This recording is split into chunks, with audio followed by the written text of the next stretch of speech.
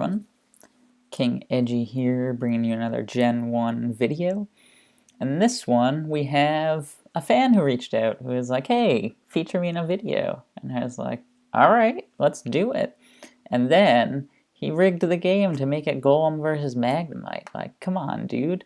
So we're at a huge disadvantage to start off here. Tauros is the Blizzard set, Mew is not, Vaporeon, we don't have anything on Pidgeotto. So what do you want to do here? I kind of want to make the over prediction. I kind of want to assume he's going Body Slam Rock Slide here, thinking that I'm going to switch to a flying type and mimic this Earthquake. Now it's a shame because in the actual red-blue, when you pressed Mimic, you got to choose which move you mimic, and here you don't. You get a random one, but I think I just don't really want to play any games here, and this would be like a full battle long mind game of, is Magnemite coming out, is Golem coming out? And I just don't want to deal with that because I'm a little scared of this Golem. Like, Vaporeon handles it fine, but otherwise, no. Right? Pidgeotto struggles, Rhyhorn, they both do a ton of damage to each other. Mew eventually gets it, but the explosion would kill Mew. So it's like really not a good matchup for us. So the two main things are switch out to Vaporeon, switch out to Pidgeotto, right, to hopefully tank. But then we let Pidgeotto go down. I'm just going to stay in and Mimic and hope. Let's go! Okay, well, at least we got that. Now, given that Earthquake just did 26%, Body Slam just did 26%, and it has an 85 power, Earthquake has a 300 power, which is much more than 3 times that, will definitely knock us out the rest of the way, but this critical hit Earthquake from Magnemite that's about to come through is going to put Golem in range for Tauros' Blizzard, which is basically all that we really need. If we get Golem in range for Tauros / Vaporeon, we feel much, much better. We feel much, much better. So let's see. I paused for a long time before turn 1 to get everything set up because MarcOh was reaching out, but all right, well, what do you think we should do now? I mean, the obvious play is to go Vaporeon. And I think that's what we'll do. I'm also debating Tauros because Tauros kind of sets the stage of no one wants to switch into Tauros, right? The problem is Tauros is our fastest. I think we're going to go Tauros. He is our fastest, I understand it, but there are a lot of good switch-ins to Vaporeon that save this Golem, and I just don't want him to save the Golem. And so here I'm going to predict myself. If this Golem stays in, he's going Explosion, right? I mean, there's no reason for him to go anything else. We don't get him from this range, unfortunately. That Earthquake from Magnemite, surprise, surprise, wasn't quite strong enough to get him in our Blizzard range. He is in Crit Blizzard range. Freeze Blizzard also will get him. Crit Earthquake will not. So we're going to go Blizzard and hope. We don't get it. We get the freeze. What's up? Okay, so that was big time. And now here's what we're going to do. We're going to do something a little cheeky, right? Obviously, nothing wants to switch in on Tauros. Oh, for sure he was going to. Nothing wants to switch in on Tauros, right? So what we're going to try to do here is see if for some reason he decides, no, like, I'm going to switch out and risk getting body slammed, right? Because maybe he goes into a water-ice type, maybe he goes into, like, Articuno or something, who can handle Earthquake or Blizzard. We're going to go for 1 body slam. If he stays in, we're not going to knock out the Golem. We're going to switch to Mew and dance. Great, right? There's no better option than to dance with Mew, I think. Will he let us do it? You know, I always worry about, I gotta say, I really don't like the dancing Mew that much. He's fine. That's it. He's just fine. And now we're paralyzed. And now we're gonna get wrecked by this Kangaskhan, huh? It's unfortunate. I think we'll probably... Oh, you know, that might have been a bit of a mistake. So he's doing 32 with Body Slam, which means Hyper Beam does about 60. So the question is, like, do we stay in Hyper Beam? I'm actually going to look up the calc really quick. Mew's like going down to the Kangaskhan, we're pretty sure. 56 is the biggest Hyper Beam. Our attack is +4 right now. 2 Earthquakes might get him. We can try the Earthquakes. Okay. And now it's like, is he going to go Body Slam? Is he going to go Hyper Beam? We just did the calc, and the Hyper Beam shouldn't get us from this range. I think he's going to go for it. Oh, he doesn't go. Oh, he gets the crit Body Slam, which is just as deadly. And now we're in the heart of the range, right? So I think that at this point, he's expecting us to... He's gonna Hyper Beam, right? Yeah, he's gonna Hyper Beam here for sure. No, he still goes Body Slam? Oh, I'm shocked. I guess I was wrong on that one. Well, that's how it goes sometimes. We're going to go out to Tauros because we're slightly faster with Tauros and can handle an Earthquake or even a Hyper Beam or even a Surf. Let's go! The perfect one. He might go back up to Golem here. Yeah. I thought about it too late. Like the double switch to Mew to recover would have been nice, but that's okay. So, okay, you know, not the best situation, but not the worst either. Pidgeotto does no quick attack, so it takes that Kangaskhan. We don't like Staryu, but Staryu's been nerfed pretty hard, so we can stay in. If we get the Body Slam para, he's in range for a Hyper Beam. Oh, but he's faster than us, I forgot.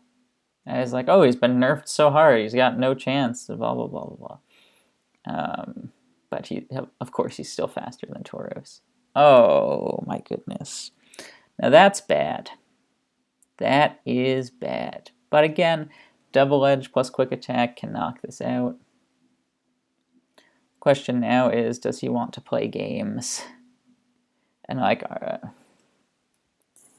this is what I hate about Gen 1, these games, right? He gains nothing from staying in. If he stays in, right? If he stays in here and we go Rhyhorn, then Rhyhorn knocks out Kangaskhan or Staryu, okay? If he doubles to Kangaskhan, he has this chance of, like, gotcha. But if he's willing to let Kangaskhan go down here, which he might be, then we're in some trouble. Because we're going to stay in. Let's go. Okay, that was the right call. That was the right call. He might know counter. He might know counter, which would be unfortunate. Do we dare wind up for a sky attack? I think we do. Let's go. We're making these calls. If he goes back to Magneton, we might be able to get him with this plus Double Edge, right?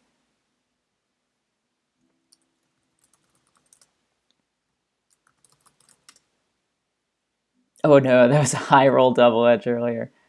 Okay. So we gotta switch out now. Yo, that was awesome. We get this substitute off now, and he can't break it. We one-shot the Staryu from this range. We don't one-shot the Machamp, but we might put him in range for Pidgeotto or something. Okay. I guess it's time to test that theory if we one-shot the Staryu from this range. My ranges have been off ever since they started changing the levels. Okay, we have like a 50-50 shot of one-shotting him here. Let's go! Oh, that was big time. Oh, that was really big time. Kangaskhan comes out.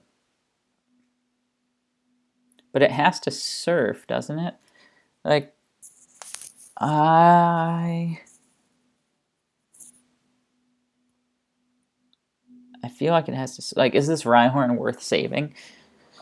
If his last is, like, Scyther or something, or if it's another electric type for some reason, might be worth saving. Right, and he had to surf, because if he went a normal type attack, it wouldn't knock us out, and if he went Earthquake, we could go Pidgeotto. I don't know if he's going to stay in and risk the speed tie, but I don't want to. Moltres is his last. Awesome! Alright, we've got a legit shot at this now, especially if he burns us with this Fire Blast. He does not. But we can surf away now, and it's... He can't go Machamp because we two-shot it. What is it? We don't two-shot it. Why don't I know anything about ranges anymore? Oh my goodness. Surf 34 to 40. We just did the minimum roll, that's why. Yeah, there we go. There we go. And that, my friends, might be game. Because we just think about this end game, right? We can sacrifice... Yeah, he's kind of scared of Rhyhorn's Rock Slide, right? But we don't care about that. If we keep Vaporeon healthy, we win. And we've got 2 Pokemon that we can sack without worrying too much about it. So let's go Rhyhorn, because we might try and eat a Hyper Beam and then knock him out. No, he goes Body Slam. That's fine. We will also go Body Slam.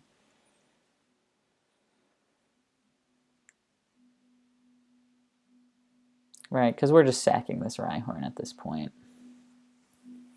I mean, the hope is that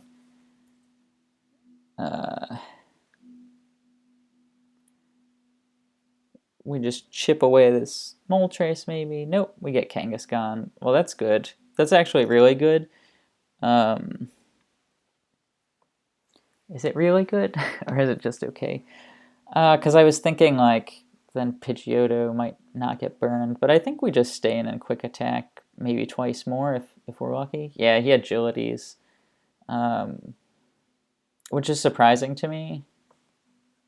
I guess he's hoping to get a critical hit Hyper Beam into... Oh wow, we could have double edged that whole time. Give me that crit. Dang. Ooh, we went Fire Blast there. Surprise.